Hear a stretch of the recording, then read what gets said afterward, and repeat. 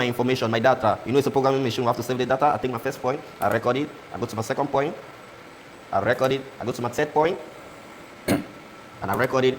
Go to my fourth point, I record it. Go back to my fifth point, which was my point of origin. I record it, and I lift it up for work done. I record it. And now it's time for me to see what I actually record. So I drag the tip, and I turn on my key. And it's okay. I take the blue button to see what I recorded.